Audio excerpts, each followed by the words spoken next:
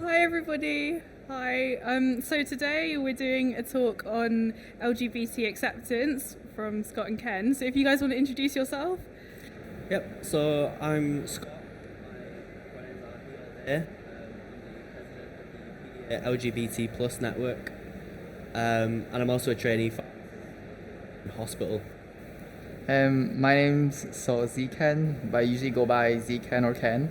I use he/him pronouns, and I'm a trainee pharmacist working in NHS 5, and I'm the honorary secretary for the PA's LGBT network. And my name's Rafaela. I'm a third year pharmacy student, and I'm part of the BPSA. I'm the Southern Area Coordinator. So the title of today's talk is LGBT inclusion in pharmacy, but with a focus on moving beyond acceptance and tolerance. So would you guys like to elaborate on what reason that you decided to talk about this? Yeah, so I think up until now, the focus of the LGBT plus movement, the rights movement, has been legal recognition and protection. So from the legalisation of homosexuality to the Equality Act 2010 to marriage equality. And while that's brilliant and we're glad that that's happened, obviously, we feel it's time to move beyond that and towards celebrating and including LGBT plus people within society, but also within pharmacy as a profession. So acceptance and tolerance, they're okay words as they are, but nobody wants to walk into a room and simply be tolerated. They want to be included as they are, as themselves. And acceptance and tolerance, the easy things, the quiet things, and they don't require that much effort. And often that kind of attitude is based on assumptions and stereotypes. So moving towards celebration and inclusion is about considering different needs and accommodating them willingly and not just to tick a box. And that requires quite a nuanced understanding of what queer people go through. And at the end of the day, it's about everyone being allowed and being given permission to be themselves.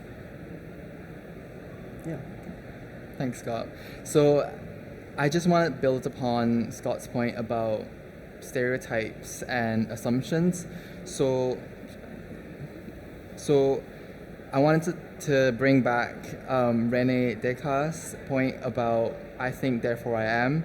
So I think it's a really interesting point because he thinks that we are able to self-identify just by thinking, but then when you're in an environment where people tell you who you are, that's a bit more difficult for us.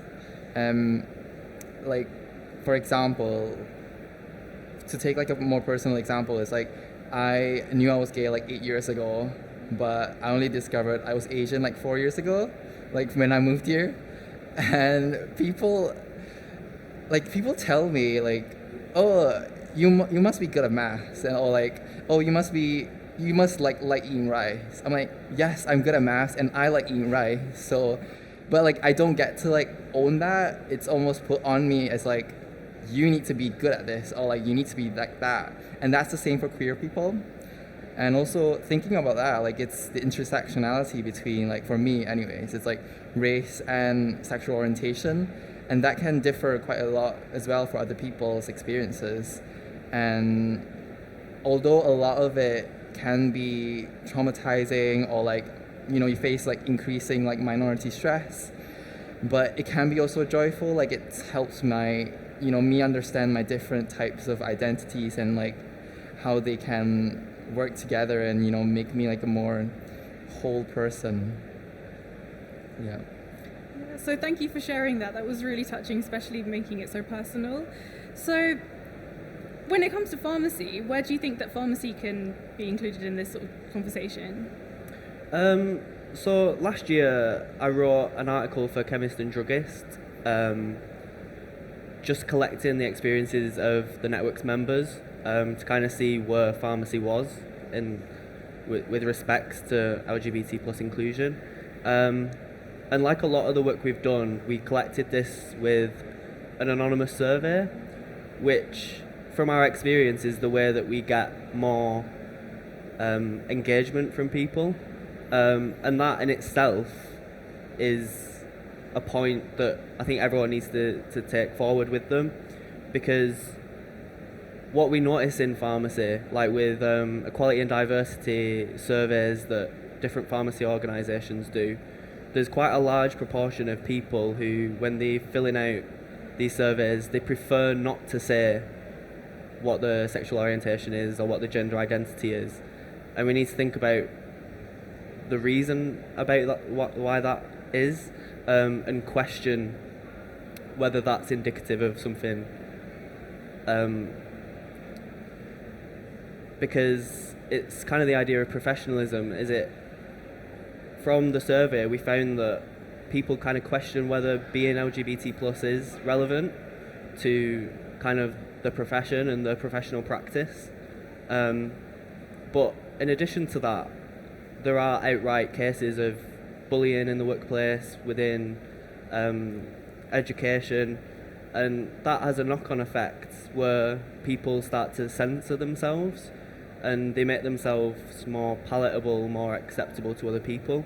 And the person who replied with that story, it got to a point where they left that workplace and they found a new job and a new trust with a group of people that did accept them, and they felt like they were able to talk about, you know, what they did at the weekend and the partner and the life as a whole.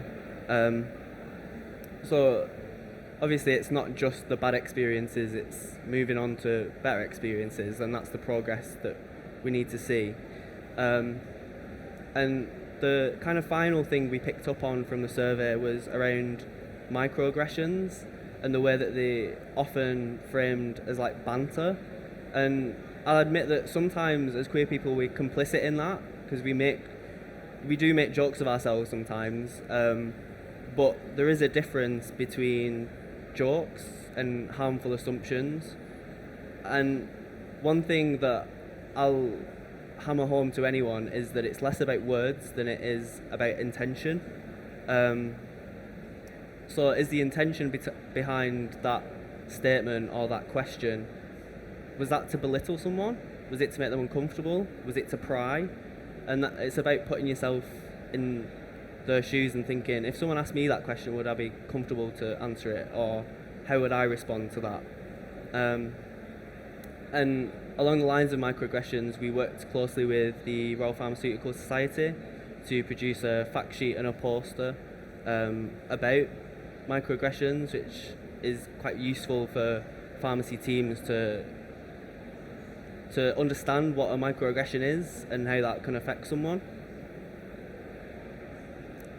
Thanks, Scott. So I think my experience or my thoughts on where pharmacy sits in all this can be sort of split into like a bit more objective and subjective views, I guess. So there are studies done on teachers and STEM people, people who work in STEM fields, that they are more likely to have worse mental health if they're LGBTQ+, worse professional, development, less career opportunities, and more likely to get their professional opinions questioned. So that's sort of like the objective research has gone into. And subjectively, I feel like pharmacy is in a pretty good place, but there is still, we really need to have a firm stance on we can't have any queerphobia, any homophobia, transphobia, none of that in pharmacy. We really can't. If we really want to move towards a diverse profession that is resilient and be able to take on all the responsibilities that are coming up, we really need to be thinking about how do we do that. And I feel like the early generations, or the BPSA, has done quite a good job with this, with being more open and trying to make changes as the even as technically the most like youngest in the profession, which is great to see. Yeah, so thank you for sharing that again. I think it's really interesting to consider that we need to move towards allowing queer people to sort of own their own identity rather than just accepting them as whatever we impose onto them. So, as Scott mentioned, the PDA LGBT Network has done lots for the work around LGBT inclusive pharmacy education. So, could you elaborate a bit on why you think that that's important? I'm just gonna describe like what we did as well. So we did an action plan, we did some case studies, and we did like a resource list, and that was distributed to like all the pharmacy schools. So, and also myself and Josh, our committee member, we attended an EDI summit for pharmacy schools, and I think those were really helpful in like sort of collating evidences and a good practice in a way that can accessible way for pharmacy schools to sort of implement them. I personally found like, you know, I'm from Sunderland School of Pharmacy, and they've made that change like within the year I was there, and I feel like it's progressing. Like there's been changes done and it's positive, and I see that as like the year went on and our work sort of making an impact. At least like people are starting to see, you know, we actually need to do this, and I think it's important. I'll let Scott like sort of speak more about that. Yeah, so obviously inclusive education benefits the patients that receive care from us because it's teaching about their identity, like the stigma they might face, about their access to care, and more specific things like gender affirming care, which pharmacists can play a huge role in optimizing those medicines. But kind of within the institution, within the MPharm, it makes people feel seen, it makes students feel represented, staff feel represented, and it kind of creates that safe space. And I think that's really important because that can carry forward when we do enter the workplace, that kind of making an active kind of movement towards acceptance, and beyond that, celebration and inclusion. So I think it's kind of two-pronged in the sense that it's benefiting patients and it's benefiting us as professionals and as people. That's really interesting. So I noticed you mentioned the point about visibility and feeling seen. So how do you think that we can go about increasing this in pharmacy? So the PDA has pronoun badges, as Scott is wearing right now, and they are free to order from the website. I think it's a good way to, you know, be visible and also like creates that safe space for the person, to let them know that, you know, you can talk to us about like if you have any issues or anything like that, and also it's like a conversation starter as well for people who might not know or are from like a different generation or anything like that. They can have a conversation about that, and you know, education is important. You know, we should try our best to sort of educate people. The PDA also had our first like Pride presence at Manchester Pride this year, and that was really positive in that the public can see like pharmacy, you know, we're moving towards inclusivity, like we're not stuck in the past, like we're moving forward. We know this is important for everyone, and patients, pharmacists, and students. So yeah, that's sort of what we've done for that. Thank you. So are there any final points that you would like to make? Yeah, so as I said, I think like the profession's in a pretty good place. Like I wouldn't done this talk if I didn't think that.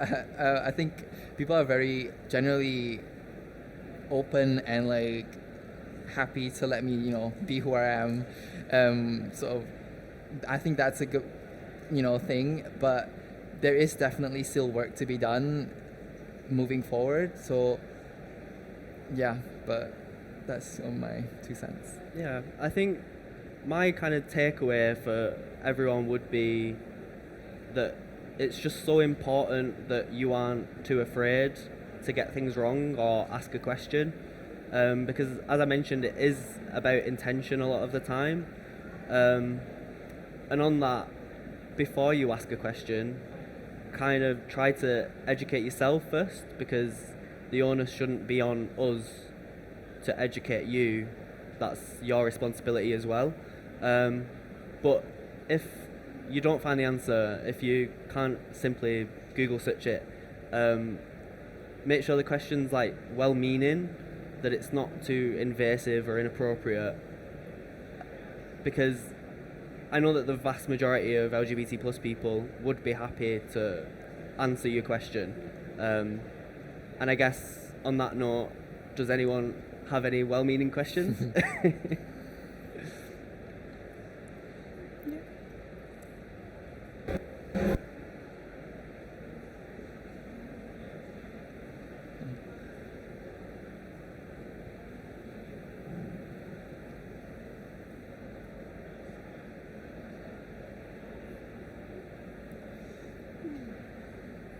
So,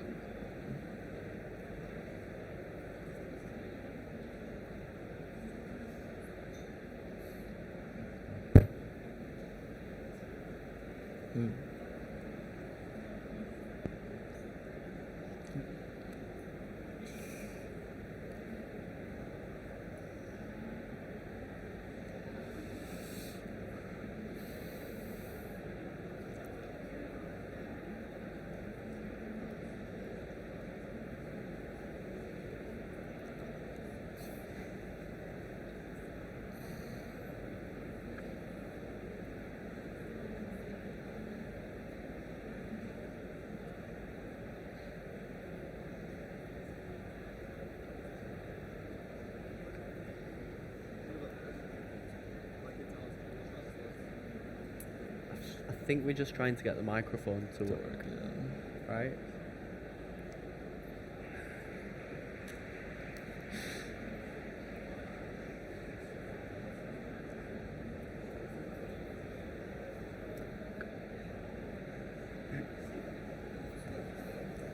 Hello. oh, Yeah, that's yeah, better. there you go.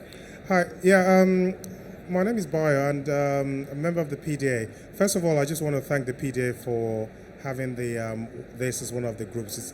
I think it's absolutely fantastic. I'm very involved in the PDA BAME group as well. My question to you is based on my experiences, because as a member of the ethnic minority, I find in my daily life I have a kind of empathy towards anyone that has any of the other 9 protected characteristics, because it's almost automatic. All the things we've been talking about, I've kind of experienced it, but for a different reason. So it's just interesting to me to see if you have that kind of empathy towards other people, thinking they must be going through what I'm going through, but for a different reason. Yeah, no, I mean, I think it's an excellent point, and I definitely do feel that empathy. Obviously, it's not an equivalent experience.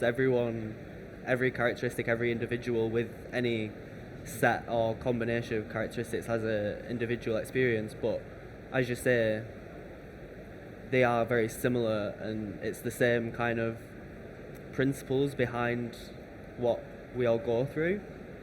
No, yeah, Scott just said it perfectly. I think that's really it. It's intersectionality makes it more complex, I think, and as I just mentioned just now. But I just want to say thank you for attending. Is there any more questions, or? Did you want? Oh, yeah. Paul Day, you're the equivalent of the National Association of Women Pharmacists as a PDA equality network. Clearly, they've been going for 100 years. So, A, thank you for being the foundation on which the next 100 years get built. But B, I guess it's what do you think comes next in terms of the journey? Because it will be endless. Because as women pharmacists are still talking earlier on about the pay gap, and it will be 48 years before that is equal for women. what happens next for the LGBT network in terms of improving inclusion? I think that's a really good point. And obviously I can't predict the future, but where I want to see it go is I want to build on the inclusive education side, because obviously our focus so far has been on the MPharm and the very beginnings of a person's career. But what that doesn't reach is the people that have qualified already and that are practicing pharmacists but have never been taught about this. They've never been taught kind of the specific things about gender affirming care. So something that does come up is about maybe CPD could have a focus on equality in that kind of space. But how we implement that, how we get that done and put in place, I don't know, but I'd be happy to take suggestions. I think I'm.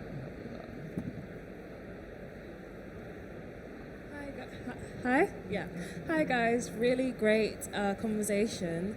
I was wondering if you see wider like HEE, GPHC involvement in your like course to include improve LGBT plus inclusion in the pharmacy curriculum and teaching. I think that. Sorry, it's a question, but I was going to say I think that also like training courses that we do once we qualify as pharmacists, like do you see companies and organizations being able to put together specified training to help with like competencies when it comes to treating LGBT plus patients? Yeah, I think like the GPHC recently sort of shared Pride in Pharmacy done by LGBT Foundation, which is an amazing group, and Stevie, I've worked with her before. She's done a really good job of sort of collating what you need to know about LGBT plus health and community pharmacy. So I think that's a really positive step that the GPHC has also like sort of understand this is an area they can improve on and actively, you know, endorse this sort of resource. And we've had that conversation before about if we could be a bit more specific in our learning outcomes to say, can you specify we need to learn about LGBT plus health? But then I think it's about regulation where you can't be too specific in one thing. So we've had that conversation before. But HEE though, like I think they have a really big remit where they can expand into this place, and I feel like it's still a bit not experimental, but in early days, like I think there's pockets of best practice. Now we're thinking about how do we pull them together now, and do we have a place or organization where we can pull them all together?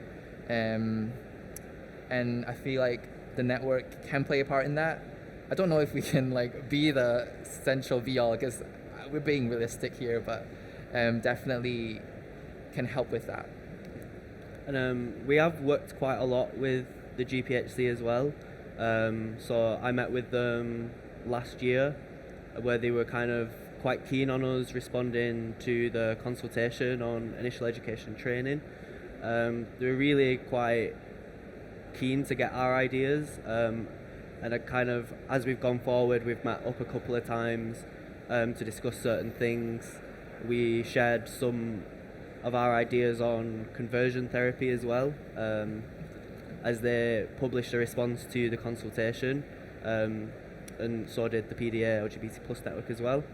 And I think we've worked quite closely with a few pharmacy organisations, so obviously the RPS, GPHC, and you did mention about kind of organisations that have training packages. I think that's a good point. Like as I mentioned about CPD, there's kind of the resources, but there's no one mandating that you do that learning. It's up to that person, and it's kind of that idea where you're often preaching to the choir when you do this kind of work, because the people that attend sessions like this tend to be the people that are interested in it. So the people that you're really trying to reach, who maybe do have some kind of prejudices or unconscious bias, you aren't necessarily reaching them. So I think somehow mandating that learning or prescribing that learning that's kind of the next step, I'd say. Are there any other questions? No? Okay. Thank you for coming today, and it was really interesting to hear from you, and I really liked how you made it personal to yourself, and I think we've all learnt something. So yeah, thank you. Thank you. Thank you.